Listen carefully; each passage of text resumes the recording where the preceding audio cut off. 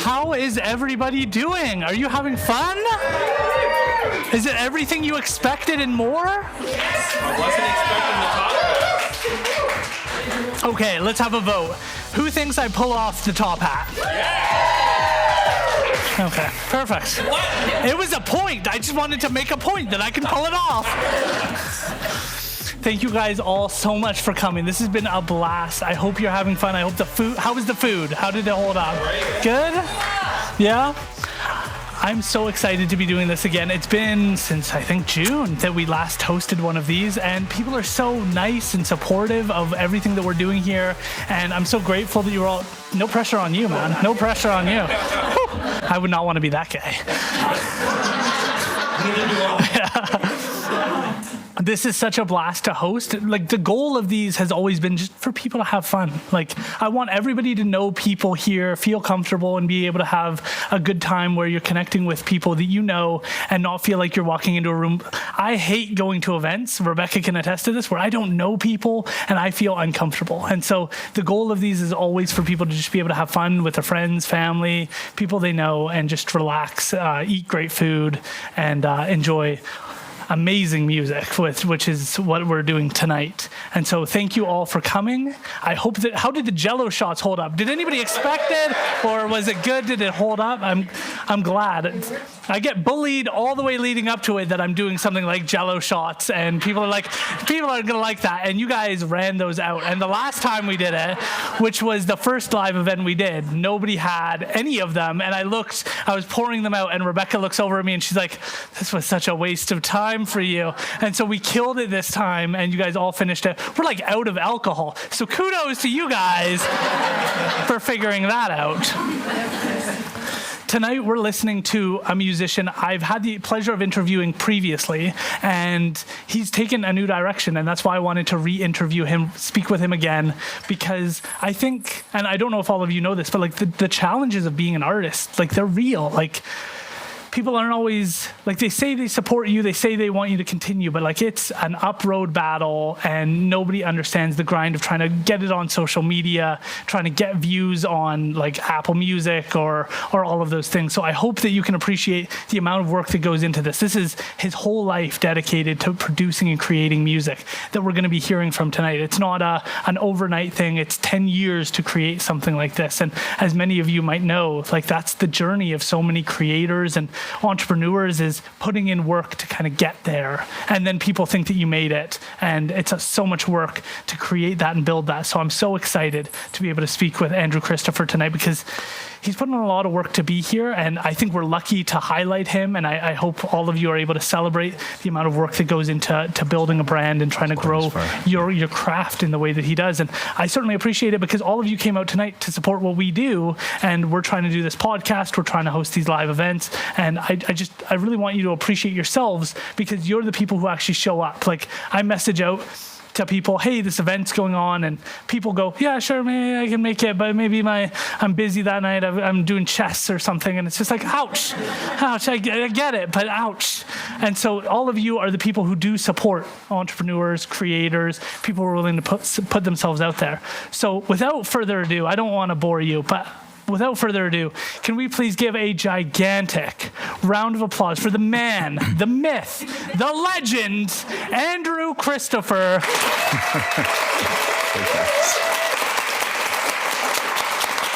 Appreciate it, buddy. Yeah, no thanks. Let's get this settled in here. Oh, you are so late. You missed all of that. Oh. She got the grand entrance. She got the grand entrance. Before we start, I just want to do a huge cheers, whether it's water, pop, whatever you guys are drinking, to coming out tonight, to celebrating the endeavor of an entrepreneur. Please, cheers. Thanks for all of you guys coming out tonight. Cheers, buddy. Thanks. Sorry, I missed you. So before we start, I want to pull it back to the beginning and just understand, like, I think it's important for people to understand why you're here. Like, how do you start on a music journey? Where did that start for you? Well, I think I always kind of bring it back to my being raised in the church and joining the church choir and being in piano lessons as a kid. That's kind of where I would say the music got started. Singing in church choir and taking piano lessons. And my 3 older sisters, same. They took piano lessons, and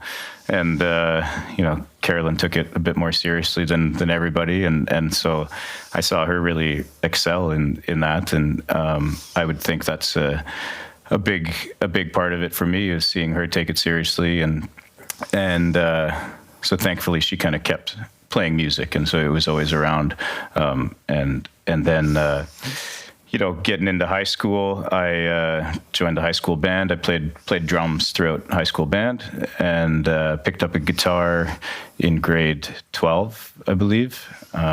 Joined my first band in grade 11, maybe, just singing for some older guys that were starting a band and needed a singer. That band was called Argyle. So that's your trivia note. My first band ever was called Argyle. And so I guess those are kind of the real early beginnings. Was it a way of expressing yourself or sharing a part of yourself that people didn't understand? When did that start to become a part of why you participate in music? I think a lot of the early days were more centered around me getting a bit of attention. I think I liked performing, and I played a lot of sports and did pretty well at a couple of them, and so I always kind of had a lot of attention on me, and I think I liked it. I think I've grown a bit out of that, I think I would say. But as a kid, I think a lot of kids want to be kind of welcomed in that way and paid attention to. And so anything I could do that was grabbing some attention from people, I kind of was drawn towards. And music was one of those. I was lucky. I was pretty naturally gifted at it, I believe. And so I think more so than expressing myself, it was about having people kind of looking at me, paying attention to what I was doing. I think that was the draw at first, and then it evolved more into the expression part of it. Could I challenge that maybe a little bit and Sure. say maybe not needing attention, but I think for so many young people, they want to be seen. Yeah. They want to be recognized Yep. in a positive, pro-social sense. Yeah, I think so. And there was a lot going on in my childhood years and adolescence, and reasons that I would want to be seen, I think, and Talk about that. and performing. I think there was a lot going on around the home that didn't really sit well with me, whether I really knew it or if it was more subconscious. And so again, music and sports, I think, were a way of excelling at something that people would recognize me for, and a way for me to express myself, I think, in an extent, but it might have been, as I said, a bit more subconscious at that time of my life. The other piece I just want to understand is, what do you think your why is now? Now, over the last few years, it's definitely developed more into helping people and expressing myself, but with the goal of connecting with people to help them through something they might be going through, whether that's trauma they've been through as a kid or things they're going through as an adult, any tough times they might be experiencing, and to really connect with people on a deeper level, which I think is really important, and I think is getting more and more lost in some ways, in some aspects of society. Can you talk about your early music career, Parliament of Owls, those early days? Yeah, so as I said, the first band was called... Okay, good, well done. And then, I joined a band called Pardon My Striptease, as a group of local Chilliwack. Somebody knew that. Yeah. Somebody just a few learned that people for the first time. I'm sure. So it was a group of local kids from Chilliwack, and I was from Agassiz, and I started singing as the front man for their band. That was my first kind of serious project, I would say. And that was fresh out of high school. I was going to college and joined this band and decided to drop out of college to take this band more seriously. And that was, we did quite well locally, around the province, and a few accolades were built up, in a bit more than just local here.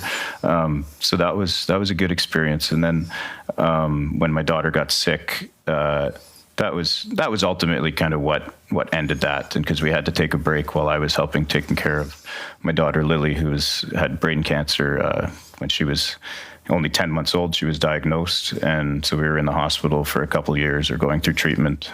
She eventually passed away. And during those couple of years, the band obviously was slowing down. We couldn't do much. And then one of the other members said that was kind of it for him. He was moving on to other things, and so that's when Pardon My Striptease ended. And I started doing more solo stuff, just busking a lot on Granville Island. I did to make some money. That's where I logged a lot of hours just performing and perfecting all my cover songs that I did. And then the next original project that came up was Parliament of Owls, with a family friend. We both had young kids and connected out in White Rock with Jamie Rowe. Jamie Rowe is the friend that we wrote all these tunes for Parliament of Owls together, and performed a few shows, and it kind of ended up being a bit more of a one-off project, but it was awesome while we did it, and it was more so a friendship, and connecting over other things. But he was a great guitar player, and he would write a lot of just guitar lines and strumming chords, and then I would write lyrics and sing over top of them, and so it worked really well that way. And he moved to the island, I moved out this way, and we still write together.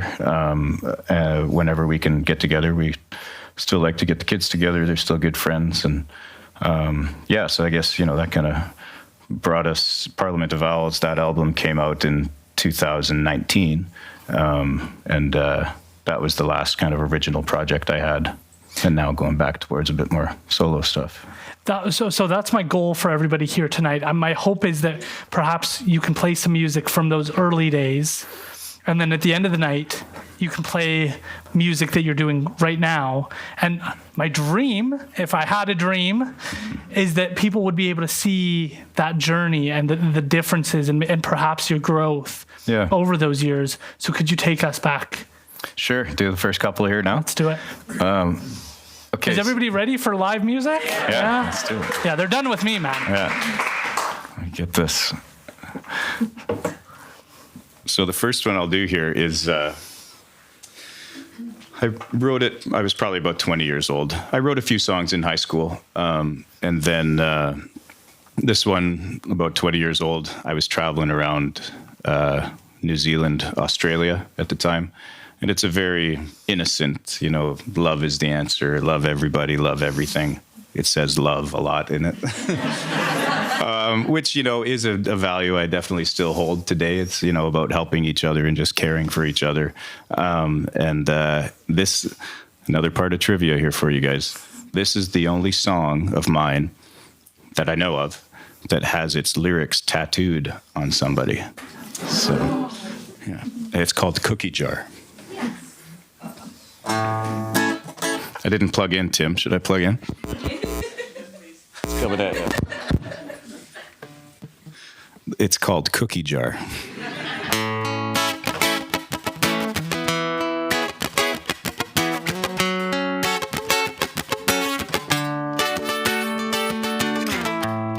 It's something that should be said every day. A four-letter word that's okay.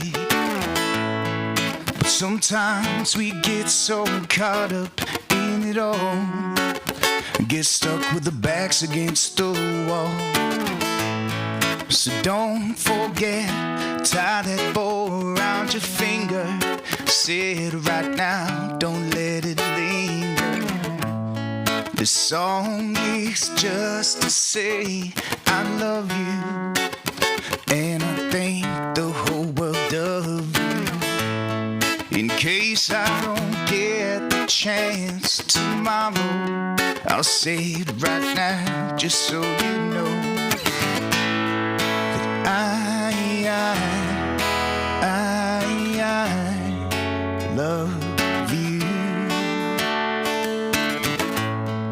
This isn't just for my girl, oh my brothers, oh my sisters, oh my mom, oh my dad, but for every race and every nation of this world. 'Cause we're all gonna need it bad sometimes. We all should give it, we all should show it, we all should receive it.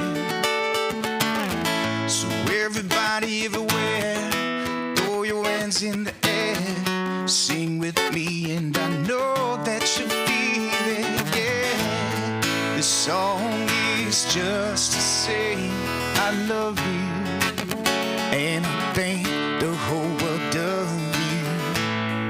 In case I don't get the chance tomorrow, I'll say it right now just so you know that I love you.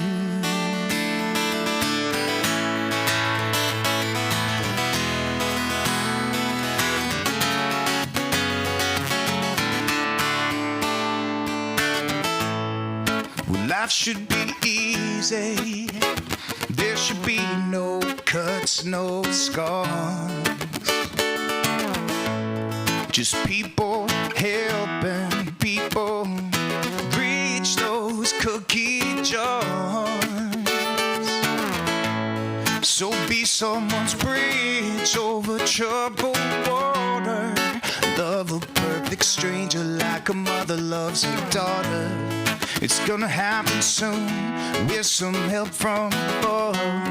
It's not that hard, all you need is love. This song is just to say I love you, and I think the whole world of you. In case I don't get the chance tomorrow, I'll say it right now just so you know. I love you.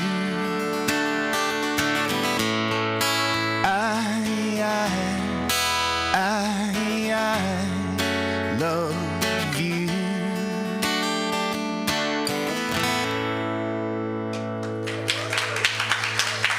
Thank you.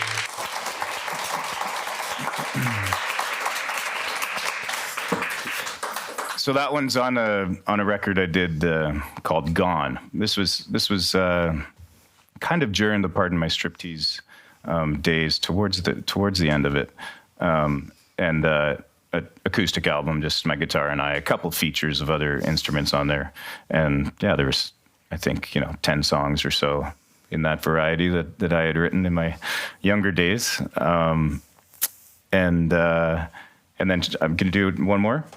So this one then kind of jumps right ahead to Parliament of Owls, and a song, one of the first songs I wrote with Jamie Rowe, my friend from the island there, and he kind of came to me just with the strumming pattern that he had been working on, and as I said, it was a friendship thing, family. We had a couple young kids, in our relationships, and watching the girls play and grow up, and we would take awesome trips together, to the Sunshine Coast or something, and rent a place out. And that's where this song really got solidified. It was on one of those trips. And it talks about the emotion of, going on vacation, and when vacation's done, you got to go home, but you don't want to leave. And kind of morphs into a bit of any situation you're in where you don't think you really want to leave it because it's such a nice feeling. It's a good situation, but you know that eventually, all good things end someday, and you got to move forward.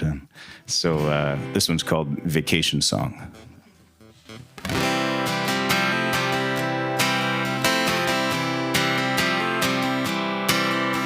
The sun knocks at my doorstep, but I'm not ready to leave.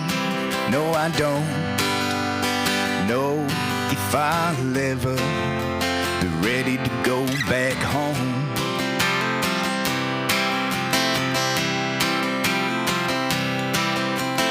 Waves crash at my doorstep. How could I ever leave?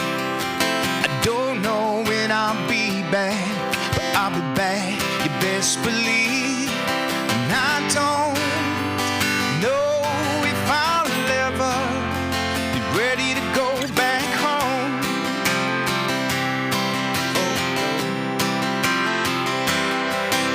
So you can't stop a train on a railroad track.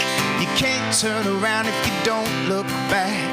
But life's not about where you've been, my dear. It's where you go from here.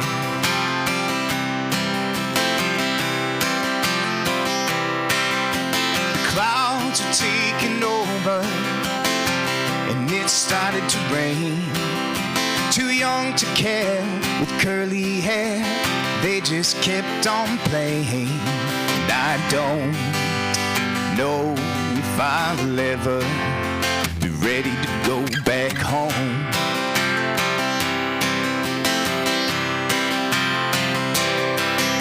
So you can't stop a train on a railroad track. You can't turn around if you don't look back. But life's not about where you go from here. It's where you go from here.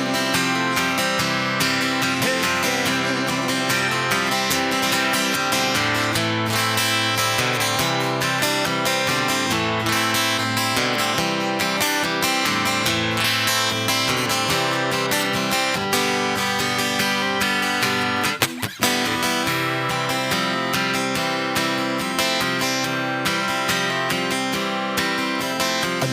night at the drive-in, she put her hand in mine.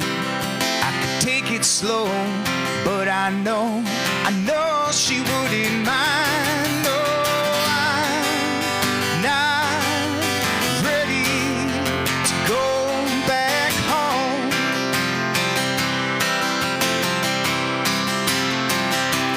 No, I'm not ready to go back home.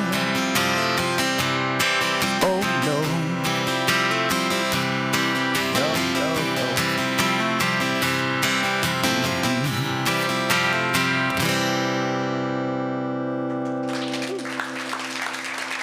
Thank you very much.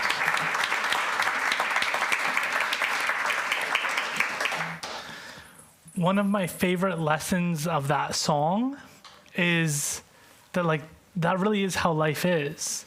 Like, I proposed to Rebecca and I spent 2 months, 3 months planning how that was gonna go, and then it's over in moments. Like, it's gone out of your hands in such a short period of time with these events. Like, when we start planning them, what did we start planning this 5 weeks ago? Yeah. And then we get here and I spend all this time worrying about what are we going to serve? What are we going to do? How are we going to do it?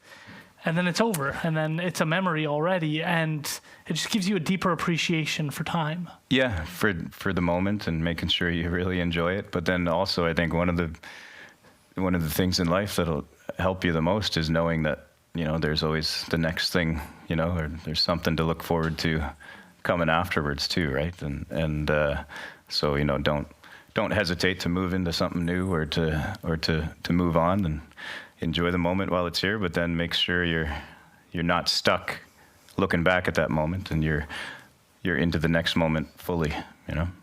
There's another piece here that I think a lot about. I feel like so often we give the wrong people our time. Like, somebody wrongs you, somebody cuts you off in traffic, or maybe a loved one is pushing your buttons in the wrong way and they're not appreciating you. You're doing your best.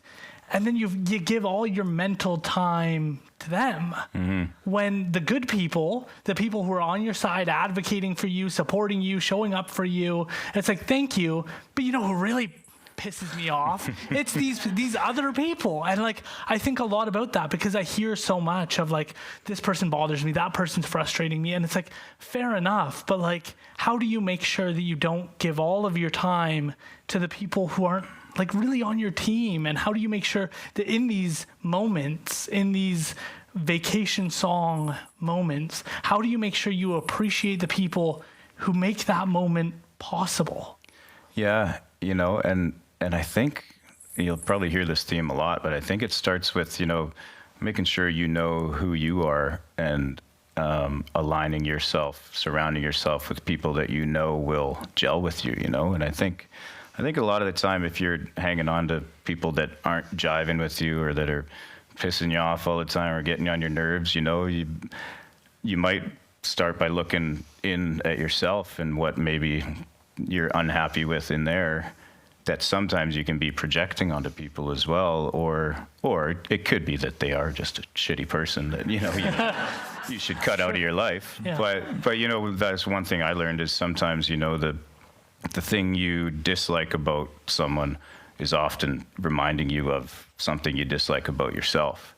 And so, I mean, it just comes to, you know, yeah, don't be too judgmental, you know, 'cause every time you point a finger, how many are back at you, and then if it is a negative interaction or a negative person, try and let it roll off your shoulder, brush it off, and find that person that is making you feel good, or take some time to yourself and find happiness there. I think you mentioned this earlier, and it's an incredibly heavy topic that you've raised, and it was the loss of your daughter. And I can't even imagine how that impacts you, but like I want to understand what are those next steps, and how, like, it's not comparable, but like everybody goes through something, and like I'm curious, what are those next steps when you're going in a direction of trying to grow? I'll start with the comparable thing, you know, and a friend of mine said to me, you know, well, everybody's gone through something terrible, and the worst thing to happen to you is the worst thing that's happened to you. Yeah. You don't know any worse than that, right? So, you know, everybody can relate in some way to the worst thing that's happened to them in their life, you know. And in terms of how do you kind of start growing and moving on, again, I would turn it inwards, you know, and really thinking about what you believe and what you value. You know, it took me quite a while, and there was a big speed bump in the way after Lily passed away, when I was, you know, starting to grieve and trying to figure all this stuff out. And then a lot of really terrible stuff came out about my dad and things that he was doing, and brought up a bunch of stuff from my childhood. And so that really interrupted this whole grieving process that I was in, and threw a wrench in there, that, you know, I've only recently really started getting a handle on and starting to figure out. You know, in terms of Lily specifically, it was, it was tough for quite a while, you know, and I'm not proud of some of the things I did or who I was really following that, but that's something I've had to accept and forgive myself for, you know, and people that maybe I hurt in relationships where I wasn't at my best, and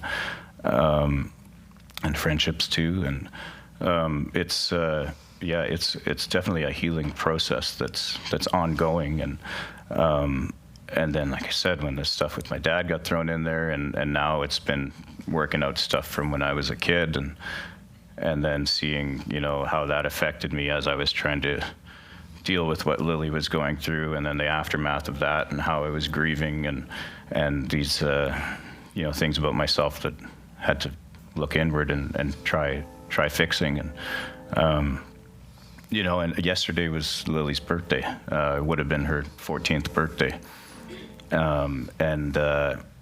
It still hurts, that's for sure, you know. I still shed a lot of tears about it, it's tough. You know, the biggest thing that I come back to is I just feel like it's so unfair that she didn't get to experience life like we do. Yeah. And, you know, that's one of those questions that, you know, will always kind of haunt me, you know, no matter what I find out or learn or believe, you know, about life and spirituality. It's still something that'll always bug me, you know, and dealing with that, it's just taking the time, again, some quiet time with yourself and letting the emotions out, writing them down, playing some music, something. Yeah. The piece that I find really important is, like, people have ways of expressing themselves, whether it's writing in a journal, going for a run, like, there's different ways. Do you find that music is your way of kind of processing this information, or? It is. It definitely has been a big part of it. I think over the last few years, I've developed some other practices that are maybe even more powerful for me personally. But in terms of the music, there's been, revelations happening on stage where I'm playing a song and I finally really feel the lyrics or really know what they're about, kind of read them differently this time or sing them differently. And I'm like, whoa, it really hits me hard. And then, yes, it completely changes that song for me when as I'm performing it. And so there's been a few very healing moments in that way. And then otherwise, I think writing in general. So I have started journaling every day, and writing more kind of essay style or blog form writings that have really helped, just getting those emotions and thoughts into the world, physically, right? Like on paper, writing them down. That's really helped me. And then the other part of it is just stillness, quiet. I've taken up a meditation practice over the past 4 years, and that's where a lot of help has come from there. Just creating the space to allow some of these thoughts to figure themselves out, and ideas and feelings to come to me that I can wrestle with a bit and then put to rest. And yeah. With that knowledge that this is one of the ways you process your emotions and your experience, can you share some of those songs now? Yeah. Let's do that. I think I'll start with the one about Lily Jean that is also on the Parliament of Owls album.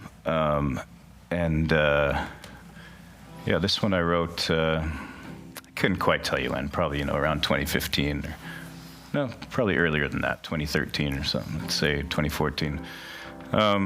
It's called Sweetheart. It's just written to her after she passed away. And get that mic. Yeah, hey? I need the mic. Thanks, Tim. Thanks, Aaron. Did I move it that much? Here we go.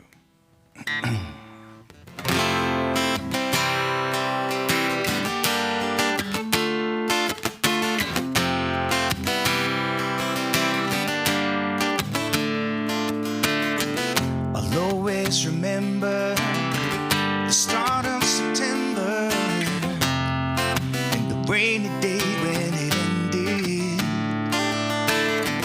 I hope this reminds you of Oahu, chilling under the palm tree.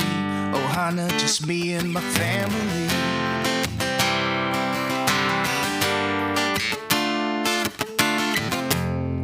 The way that you'd sing along to all of our favorite songs help keep the peace between me and your mom. We did everything for you. We'd do anything for you, sweetheart, sweetheart. When I did silence for you, if I drink, I'll drink to you, sweetheart, sweetheart. When I sing, I'll sing to you. If I sleep, I'll dream of you, sweetheart, sweetheart. You can't count the sands of time, but I wish I could give you mine. Yours slipped away and we froze inside. I scream out at night now, try to reach you somehow. I hope you're somewhere out there, up above the clouds. When I dance silence for you, when I drink, I'll drink to you, sweetheart, sweetheart. When I sing to you. If I sleep, I'll dream of you, sweetheart, sweetheart.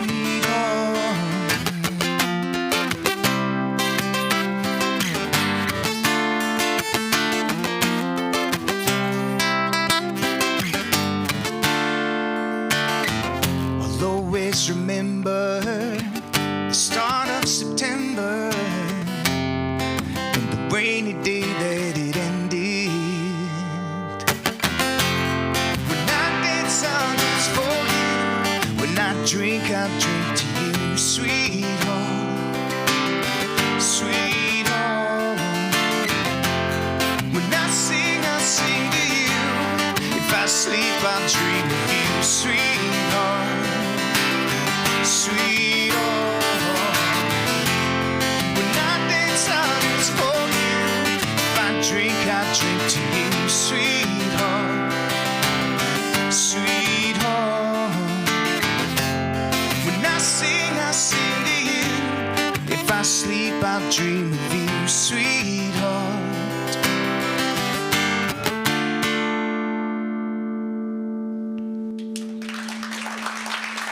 Thank you guys very much. That one's for Lily Jean.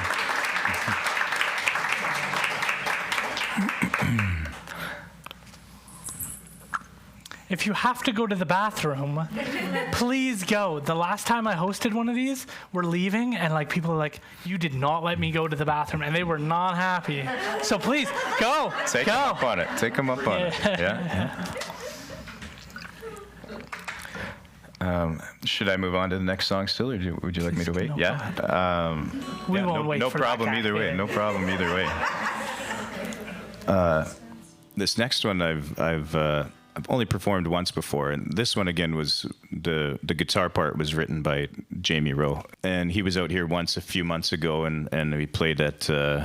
He joined me for a few songs at Major League Pub there, and we actually did this one, but no one was listening.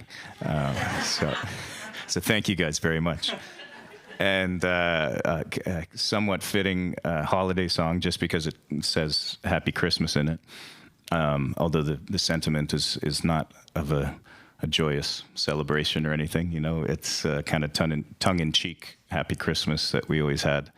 Although having said that, you know, I should be completely honest that, you know, I do have a lot of good memories of my childhood and good Christmases, you know. But, you know, things you kind of figure out and learn about later in life that make you look back on things a bit differently. And so this one is very personal, you know, and kind of written as a letter to my sisters and my family, and, you know, kind of almost some things I think maybe they've dealt with in regards to our dad and our relationship with our dad. And you know, the guy that I thought he was anyways, kind of getting turned upside down and not quite being who I thought he was. And so it's called Happy Christmas, I guess. But, yeah, and I'll just try it here for you guys and see how she goes.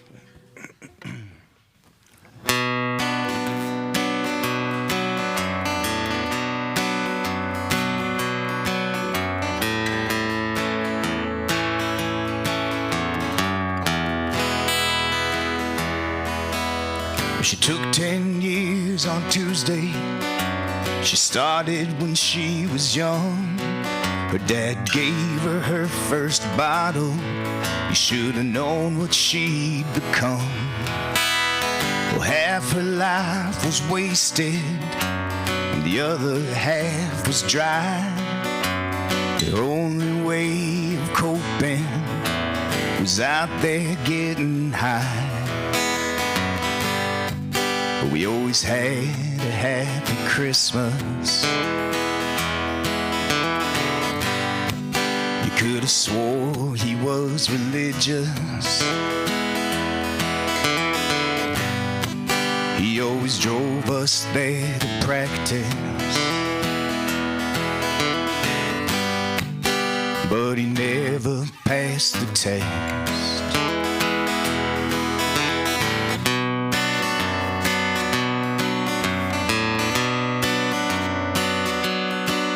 We all thought she was the good one, but she struggled all the same.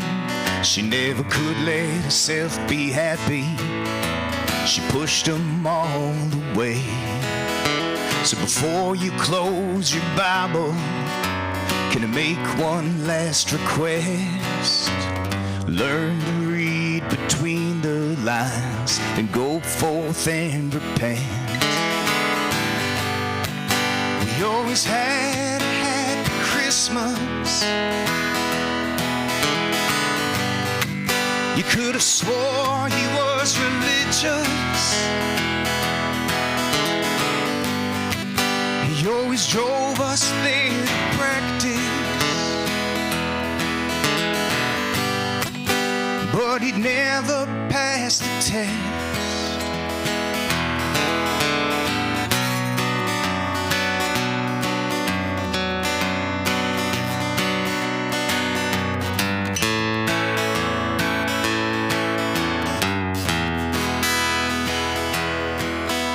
My sisters, I'm still sorry. I was too confused to help. I tried once and it backfired. That's the scar I've always felt. And I still feel it, could never heal it.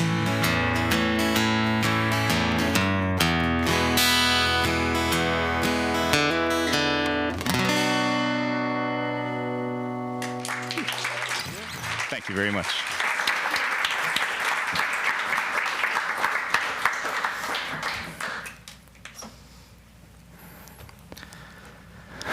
I'm curious as to how you process your career to date, because that's a lot to go through. How do you reflect on that period? As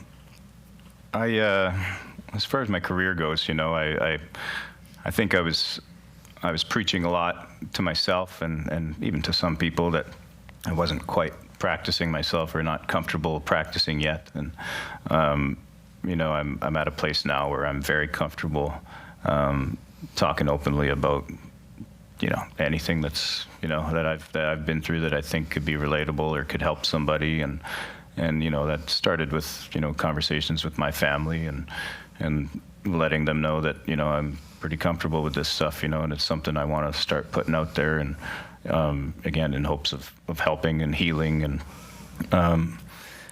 yeah, it's been a journey, you know. There's some pivotal, you know, moments I can remember that really kind of cracked open this new piece that I want to start working on, and you know, living a life more aligned with the values that I know I have, and really putting myself out there and putting the work into it that should, you know, that should get me to where I want to be. Yeah. Before you came on, I talked about this journey of being an artist. You talked a little bit about performing in Granville Island, the work that goes on there, performing at bars. Can you reflect on that? What, like, you're choosing to walk away from a lot of that right now, like this month, you're choosing a new path. Can you talk about why you're pivoting away from that? You know, and I think that kind of, that time of my performing career in music was, you know, getting those 10,000 hours that everybody talks about before you can master something. And so that was that, you know. I spent time busking around Australia when I was there, and in England, you know, just performing on the street, more so singing these songs for myself and practicing as people are walking by. And then that turned into the bar scene and the pubs, where I've held down a few long-term residencies that, you know, one has come to an end already at the Jolly Miller there. It was just time to move on. And part of that is again, surrounding yourself with people you want to be around, you know, every week, or in places where you want to be. And it was time for something new there. And so that kind of, that part of the career was, really building up towards this. I think, and in terms of now, I've written a lot of songs, tons of songs, more songs in the last 6 months probably than I have in my entire life. Wow. And learning from all these other songs that I was playing so many times, you know, and learning so much music of other artists and bands that I really loved, and now being able to kind of let that fester in my musical mind and come up with something, you know, that I would like to think is original. You know, we're all building off the shoulders of people before us, or what is it, you know, standing on the shoulders of giants. And Yeah, so it's all got its start from all this music I learned to play of other people's, and kind of developing my own style or my own taste for what I think I like, and now that's really where I want to put the focus on my own music and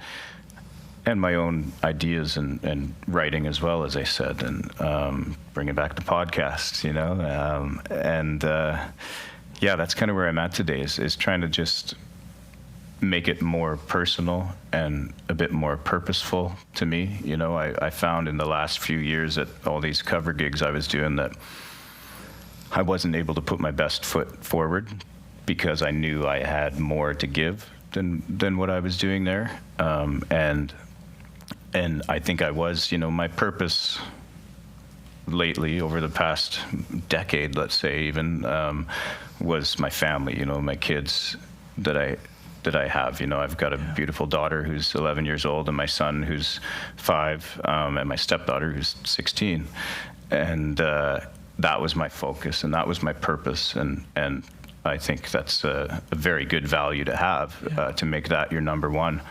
But then I started to learn that there's something else that the people need, a drive and a purpose outside of that, to kind of spread to the community and help others. And that's where these bar gigs and stuff, it wasn't really lining up with a purpose that I could find.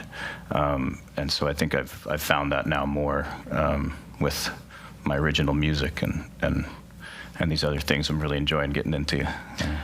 Can we hone in on that a little bit more? Because again, before you came out, I was just talking about the challenges of being an artist, that like so many of us see somebody doing something great and we go like, congratulations, but like you're giving up a residency spot at a bar, guaranteed income, reliable, that it's coming, like you're giving up these positions where what next week is going to look like. Yeah. For sharing your purpose. And like it's the same with the podcast. Like nobody's paying me to do this. I don't have a big sponsor. I don't have any, like this is because I love it and I believe in what I'm doing, but nobody's guaranteeing next week. I'm chasing something because I love it. Yeah. And you're doing the same. And that's like I just think that risk that you're willing to take on to share your gift and what you have to say sometimes goes unnoticed or like under-recognized perhaps in terms of like your commitment to this pivot. And I do think that risk and taking those chances, doing something scary or uncomfortable is very important in everybody's life, to put yourself out there like that. And I think that's where the biggest rewards lie, and those rewards, not financially always, but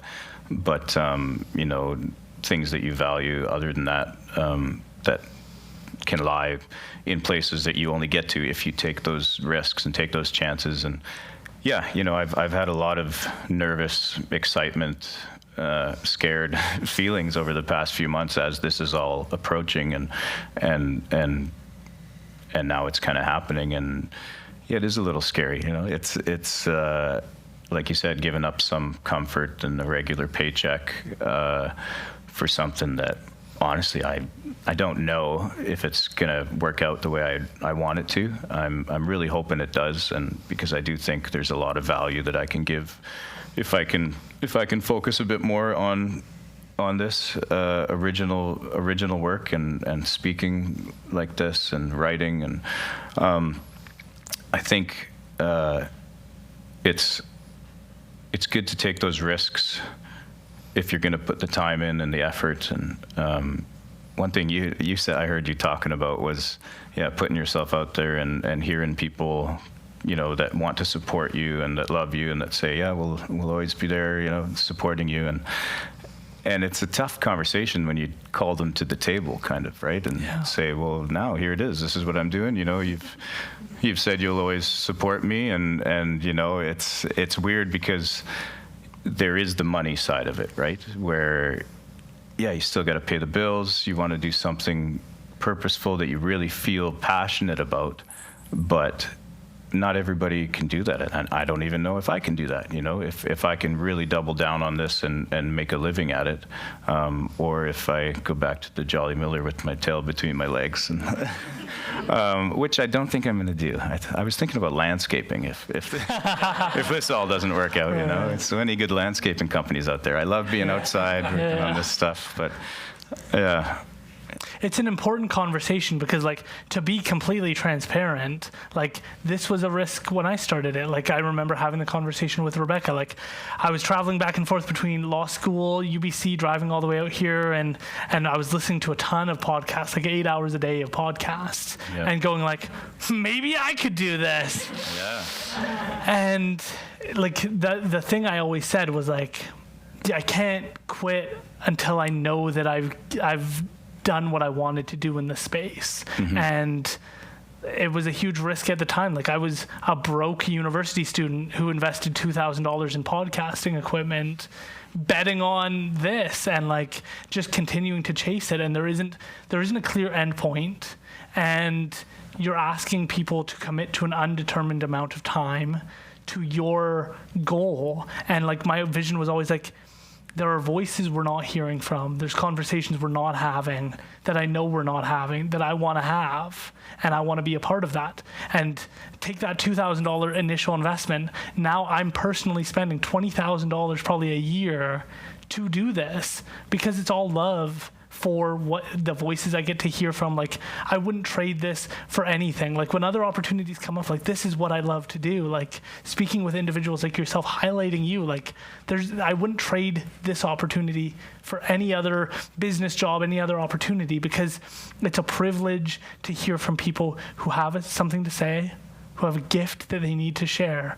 And any opportunity you can highlight other people who are doing something beautiful is like, that's a gift to me to be able to do that. And like, with all of you here, like, you make this possible. Like, I'm not being sponsored by some big company that pays me to do this. This is all because of people like yourself supporting the vision of individuals like yourself. And I'd like you to all quickly give yourself a round of applause for supporting individuals like yourself. And I want to speak a bit to you as well, and because we did an interview a couple of years ago now, and that was kind of towards the end of the podcast I was doing, and as I kind of wrapped that up, and that was mainly just kind of me figuring out how much time I have to put in different areas of my life, and the time wasn't quite there. But then as I wrapped it up and I started seeing a lot of your podcasts and the way you were running yours, and I looked at that and I said, wow, that's a guy who's doing it right, and it really solidified for me that I was like, I need to take some time, and I didn't do that, right? No. This was the after effect, but then it was just reassuring to me to know that, if I'm going to do something like this, like the podcast for me, I just flicked a switch and started to talk to people. Like, I didn't really have much of a vision. It was more a hobby, a fun thing for me. But then looking at how you ran your show and how you built it and where you are now, it's incredible. And I intentionally thought, there's a guy who's doing it right, putting the hours in, putting the work in, and so that kind of, it was always in the back of my mind that this podcast might come back for me. But I always said, never until I'm ready, until I have the energy and the time to do it right, to really know what I'm talking about and to really know what I want to put out there. And that's something that I feel like you had right away, and you just built on it and made it better and better, and it's been awesome. And I really appreciate the opportunity to be here. So round of applause for yourself. Appreciate you, man. I was not expecting that. Cool. I'm not great at taking compliments, so I'm just going to laugh it off and get used to do my best to move on. Yeah. Can you tell us about this next chapter? What does it look like? What are some of your goals? How do people support such an endeavor? Because you have this right here, I believe they're right over there for people to purchase. Can you tell us about this next chapter? So I knew I needed to put a new album out, and I knew I had the songs, and I tried getting in the studio with a full band and trying to figure that out and really piecing it together. But man, people are busy and studios are busy, and I was still pretty busy. And so a couple of the players I really wanted to play on, they were on tour with other acts, and it wasn't going to line up. But I knew I needed to get something done and get something out there. So that's specifically where this album came from. It's a live acoustic album. I had finished a home studio at my place that I knew could fit a decent size audience, about half of this. And so that kind of morphed into the idea of, I'm going to do this live recording at home of these songs, just my guitar and I, because that's kind of what it's been for the last however long. Is most of the time I'm out there on my own just with my guitar, and sometimes Dylan, my drummer, is still with me, but he's also getting very busy and very successful doing what he's doing with Drumeo. The Drumeo website and the videos, and so I thought I just got to do it. I've put the work in. I'm ready, whether I have the band around me or not. I'm ready for this, and then the writing pieces. I was doing it for fun in my journal. Writing quite long form stories and thoughts and ideas that I had, and I thought, I think some of this could be helpful to some people if I can explain this well enough in a very informal way.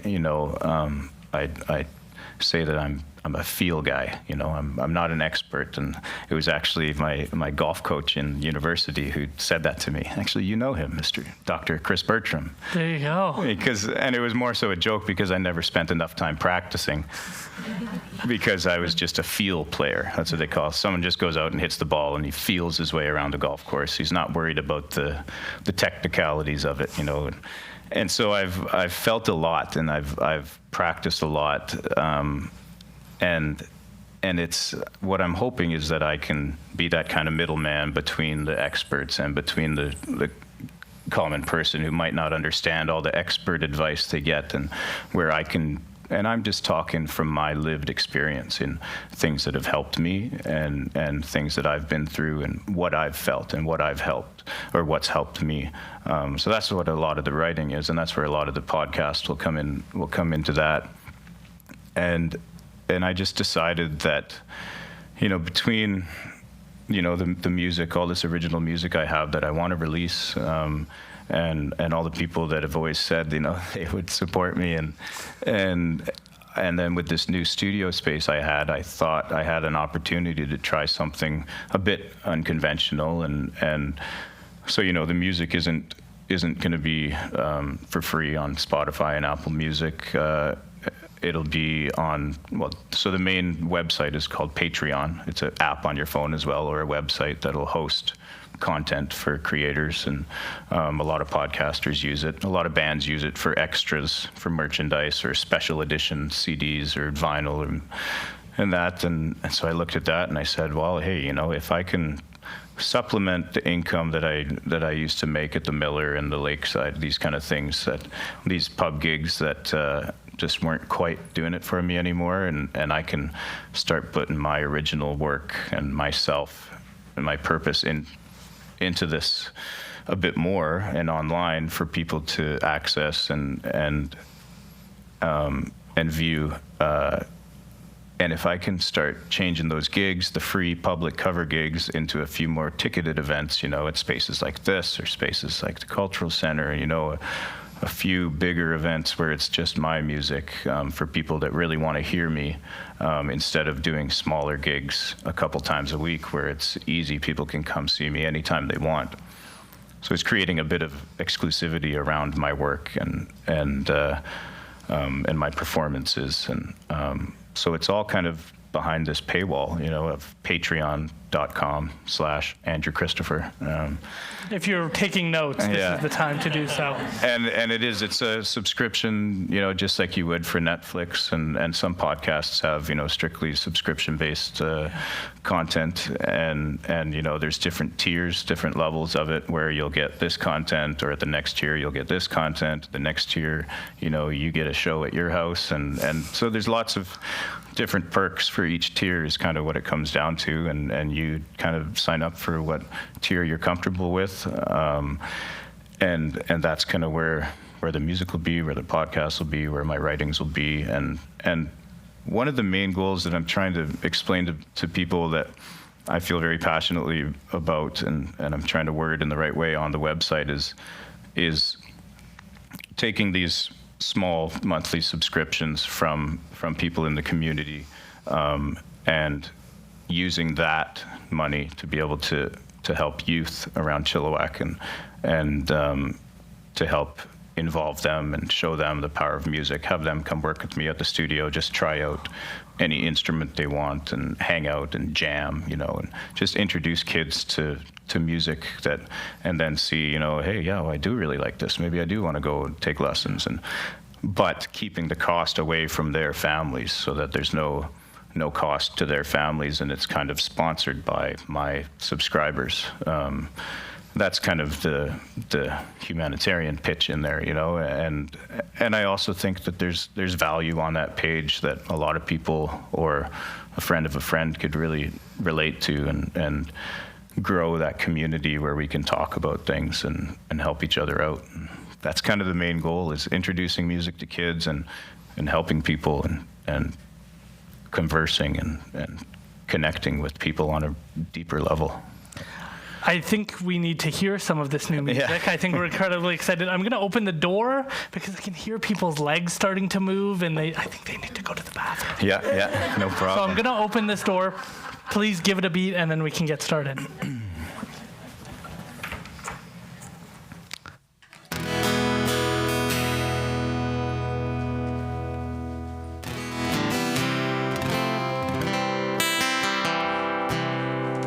So this one is actually where the title of the album came from, and because at one of these live shows, so I had two groups. I recorded the album over 2 nights with a group of about 25 people who came to the studio, and again, it was just my guitar and I, and played these songs, and I did a lot of talking in between as well, which is kind of on the recordings. You can skip that part and just go to the songs, or you can listen to the stories about the songs. And this one, I kind of talked a little bit about how I think this could be a great song with drums and with the guitar.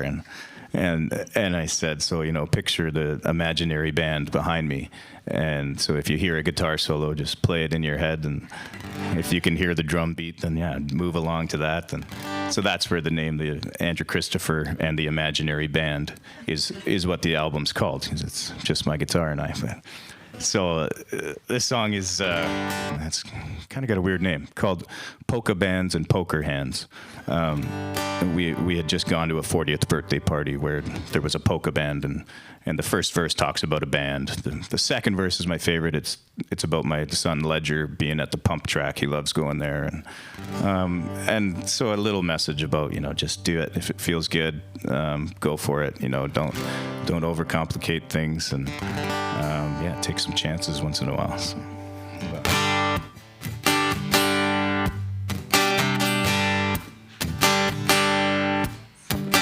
Cover charges past the cold check.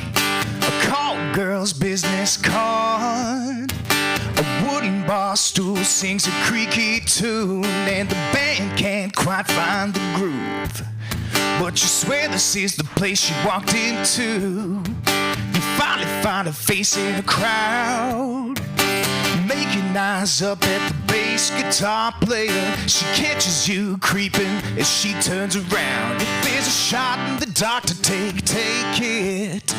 You'll never hit if you never play. You can't complicate something complicated, baby, and I really think it's better that way.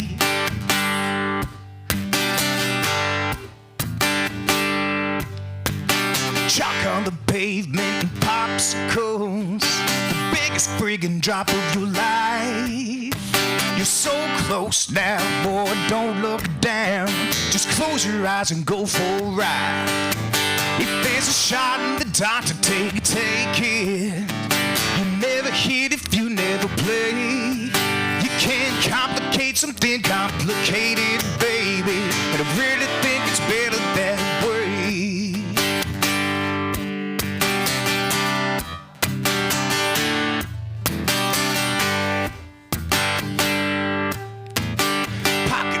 shakes and your palms are sweating. The clock's at 1 a.m. in your dream. You've been bluffing all night to no avail, and the river card makes you want to scream. If there's a shot in the dark to take it. You never hit it, you never play. You can't complicate something complicated, baby. And I really think it's better that way. If there's a shot in the dark to take it. You never hit it, you never play.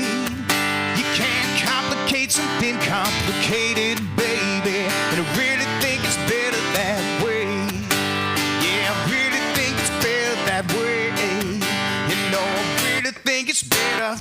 Really think it's better. I really think it's better that way.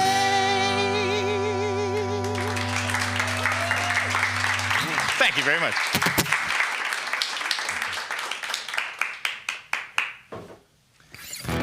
Are we still on track if I do 2 more? Yeah? Is that cool? Yeah? Is everybody just comfortable Stretch your sitting? legs, do Yeah. what you gotta do. Stretch your legs, stand stretch up. your legs. Yeah. Take a look at the CDs if you want. There's 2 albums there. There's the Parliament of Owls one, which I've done a couple of songs from, and then there's the Imaginary Band live acoustic album that these last 3 songs are from. This next one's another pretty personal one, and then I'll finish it on a happy note. This one is a bit of the story of me changing my name, and so now I'm Andrew Christopher. I decided to drop the family name a few years back, and again, things just not lining up with my dad and who I thought he was, and something I just wanted to do for myself. And I kind of make a joke about it when I meet people and say my name's Andrew Christopher, 2 first names. And so this is a bit of a juxtaposition of that, where it's a bit more of a serious side of that story and why I might have changed my name. Yeah, so it's called The Man with 2 First Names.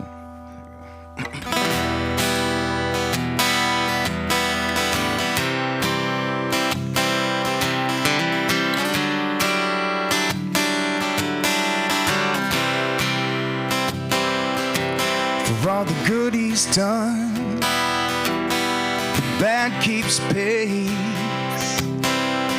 trying to outrun the darkness is a never-ending race. He's got some skeletons in his closet, some are his and some are his father's. He is the man with 2 first names. He is the man. He is the man. He is the man with 2 first names. Is it the living or the dead?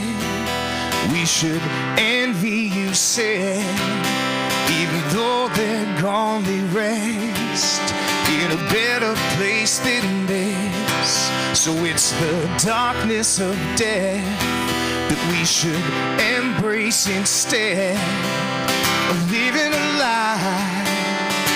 Instead of living a lie, he is the man. He is the man. He is the man with 2 first names. And if I tell her I know everything will change, and if I tell her I'm afraid that she'll run away, and if I tell her I know everything will change for the man with 2 first names.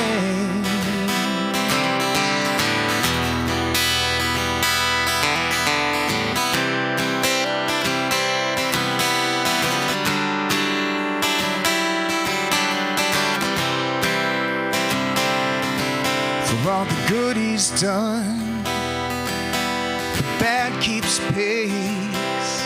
He is the man with 2 first names. He's got some skeletons in his closet, some are his and some are his father's. He is the man with 2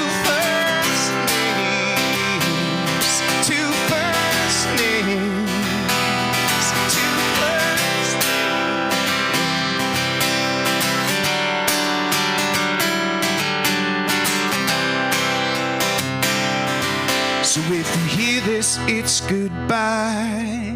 Just go on with your life, and I'll be fine with two first names.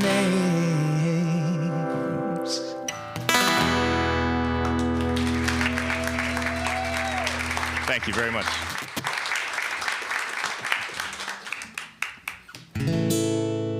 Okay, I promised I'll end it on a fun note here. So this is a tune that I wrote. One of my favorite things to do, I spoke about creating space to allow things to happen, healing or thoughts or ideas. And so I go walking my dogs up the hill from my place, and nice and quiet area where I live. So walk the dogs up there. Usually the first 20 minutes I'm listening to music or a podcast as it's uphill, getting my workout in, and then the next 20 minutes I kind of do a lot of thinking, kind of deep thinking I like to call it. I'd like to think it's deep. And then the last 20 minutes it's trying not to think too much and letting those thoughts kind of sink in, and that's where a lot of learning happens. It's kind of like when you go to sleep, you learn a lot in your sleep, right, of things that you've been working on or studying, and then you go to sleep, you wake up, let's figure it out. Or sometimes that's how you learn songs or memorize things. And it's the same thing if you can take that time, break up your day with some meditation and seated stillness, and a lot of things can work themselves out in your brain, or you can learn things and remember things you've been thinking about. So I write a lot of songs on these walks, and this one in particular, I was picking up garbage, as I like to do once a month or so. I bring a garbage bag with me and pick up everybody's old Milwaukee beer cans or weed wrappers. There's always a lot of like gummies, weed gummy wrappers, or those tubes that the joints come in. And listen, I drink Old Milwaukee, I smoke weed, but as you'll learn in this song, I don't litter. And the last thing I found was a bunch of McDonald's garbage. There's always fast food garbage out there too, right? So I picked all these things up, and I set it down on the porch because during my thinking and then my meditating, I came up with this song, and I got home and put these things on the porch, and my wife said, "Why are those things on the porch?" And I said, "Come here and I'll show you."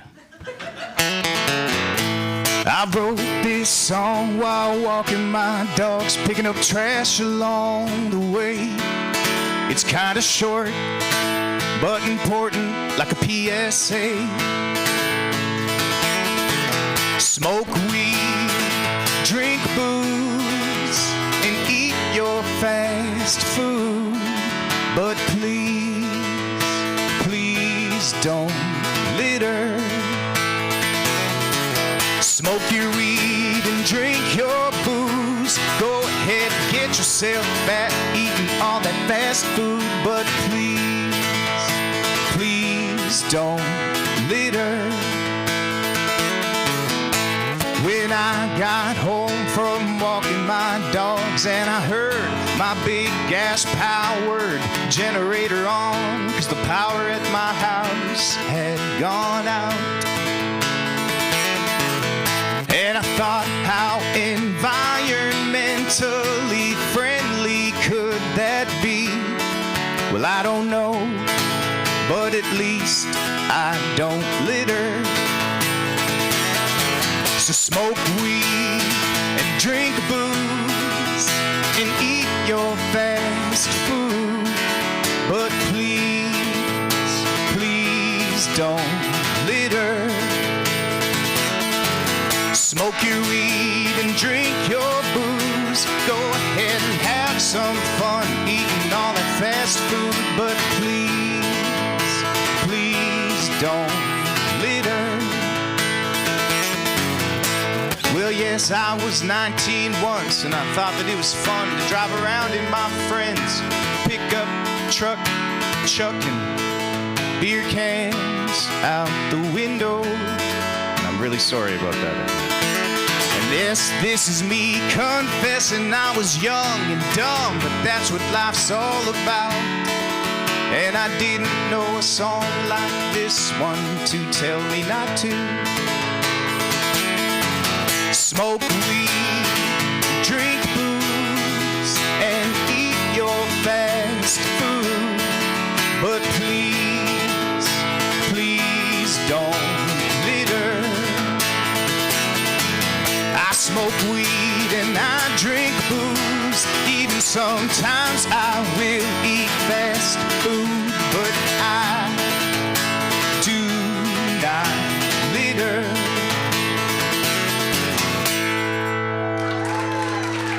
Thank you very much. Thank you.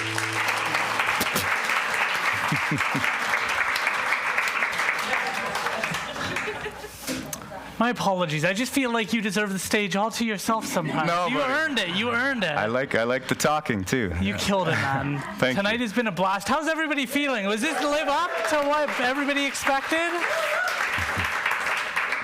I, for one, I'm so proud of the direction you're choosing to take all of this. Like, that's exciting. It's a big risk. Hopefully, people subscribe on Patreon. Thank you. Yes. But it's such an exciting risk because it's your voice. And I think, like, freedom of expression gets talked about a lot in today's culture. Polarization, I think, is increasing.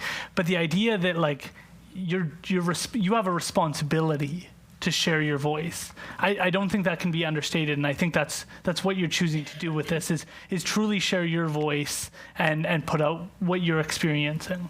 Yeah, I think a problem today is I think a lot of people are scared to talk and share their voice for many different reasons. But part of it being that, like you said, everything is so polarized right now that people don't feel comfortable talking about certain topics and in fear of getting in trouble, or saying something wrong or stupid. But I say stupid things all the time, and then I correct myself, or I look for better information. And, I do see that's a problem, and that's something I want to try and correct too, is say, let's have these conversations, and don't worry if you don't know something, ask or say what you think, and then maybe you get corrected, and then you decide what you believe or not. But you got to be able to talk about it, that's for sure.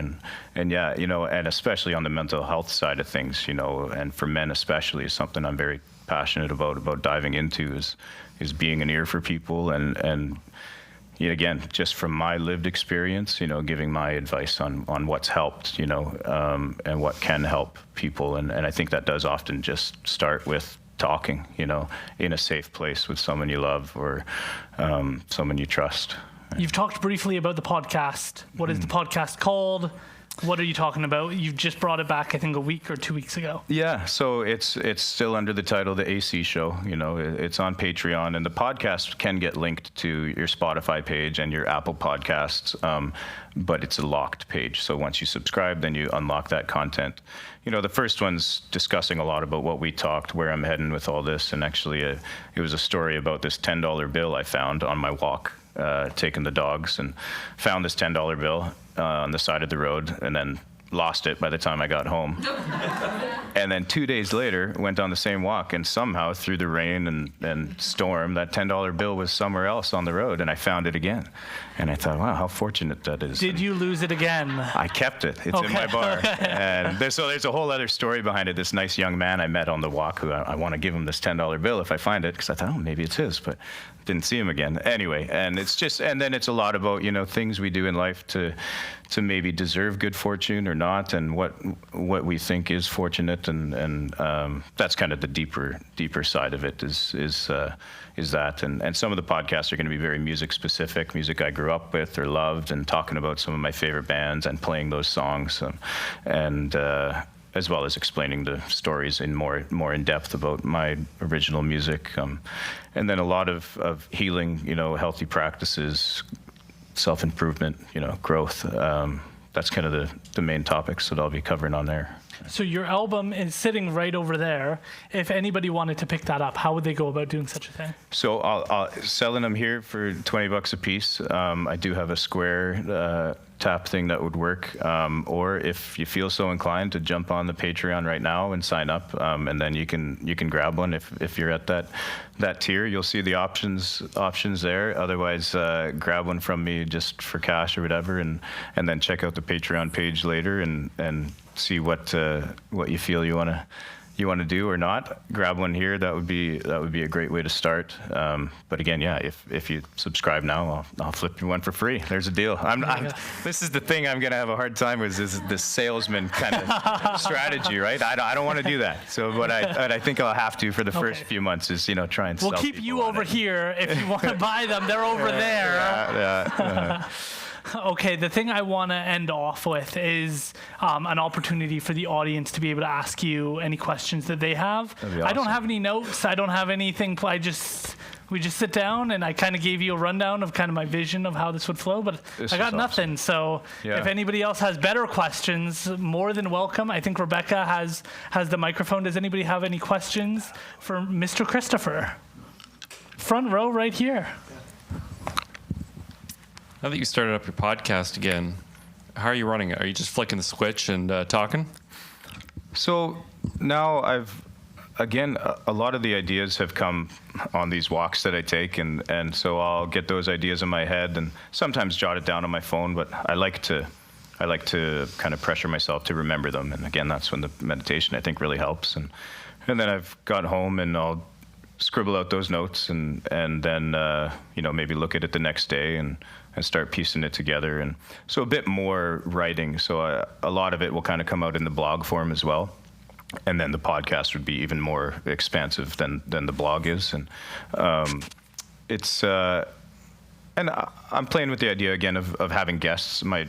In the first 84 episodes I did of the AC show, it was mostly with guests, and I would like to incorporate that again. I think the first few I'll be doing on my own, and then so I would like to think a bit more preparation than just flicking the switch this time, and again, coming from a place of really wanting to be able to speak passionately about what I'm feeling and connect with people that way. So, does that answer it a bit? Kind of. Yeah. Any other questions? So I've heard you play the piano. I didn't know you played it when you were young, but do you solely write with the guitar, or do you do stuff on the piano? And what's the difference? There's been a couple songs recently-ish that I did write on the piano, the difference being, I think it for me with the piano, I play it less rhythmically. If I'm playing the guitar and strumming some chords, there's always a rhythm to it. With the piano, it leaves a lot more room for the melody's rhythm for what I'm singing, because I'm just playing chords, kind of open chords, and then the next one, because I'm not that great at piano.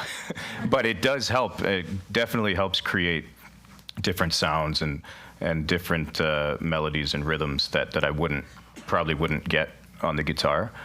So that's one difference there, and I should play it more and write that way, and I probably will.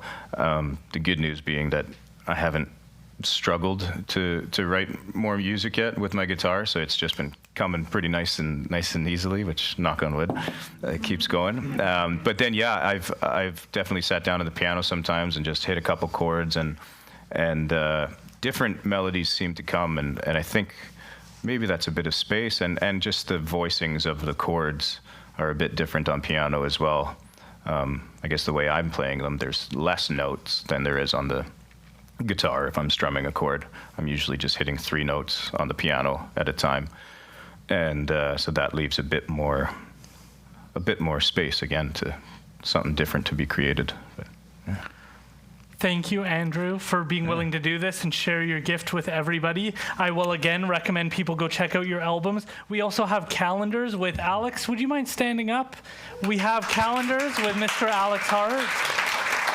He took all of the photos for the calendars, and we've got a 2025 version available for everybody. Thank you all so much for being willing to attend tonight and to celebrate this gifted artist. I appreciate you so much for being willing to come out tonight and share your gift with everybody. I'm very thankful to be here and for the opportunity. Thanks, man. Give me a hug. Give me a hug. Love you, buddy. Thanks. All right, I'm going to open the doors now. Thank you so much for watching. If you enjoyed this, please consider liking, commenting, and subscribing, and telling a friend about it. One of our goals right now is to reach 10,000 subscribers, so please consider hitting that subscribe button.